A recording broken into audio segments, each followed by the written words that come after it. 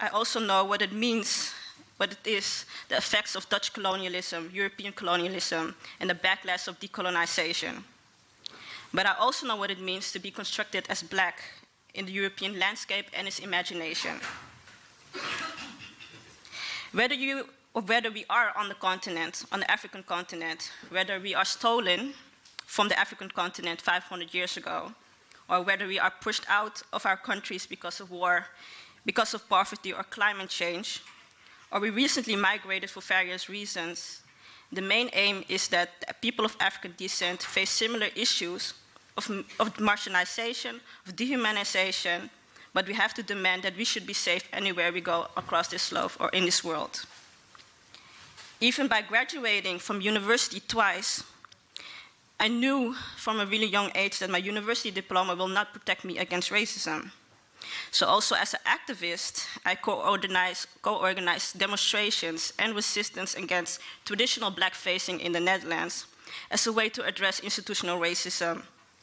The demonstrations against blackfacing led over 250 arrests of people in the past 3 years who demand equal say and demand equal rights for people of African descent in the Netherlands.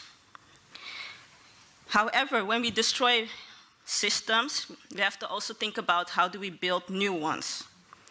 I recently, with a group of other people, we co-founded the Black Archives, which is one of the first historical Black archives in the Netherlands as a way to address the silent history of colonialism and slavery.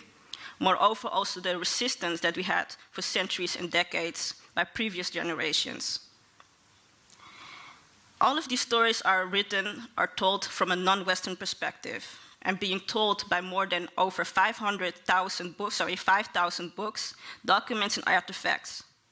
The Black Archives aims to be a cultural and educational center that is more than just writing about history. I always say the Black Archives is more than just writing history, it's also about identity, especially for myself and my parents are being a product of the history of slavery colonialism. We have to understand that we are more than that history and that we had a civilization, a name, a religion, an identity before that, before it was taken away by the European colonial powers. The Black Archives say also that you can be an owner and a producer of your own knowledge and that you have ownership around that. Often when I travel, I often hear, when I tell my story, people say, same story, different place. And it always stuck with me. So when we say same story, different place, it shows that we have no choice than to be transnational. We have to gather our strengths, we have to gather our wisdom and knowledge to combine our opportunities to reclaim the power that we think we have lost, we think we have once lost.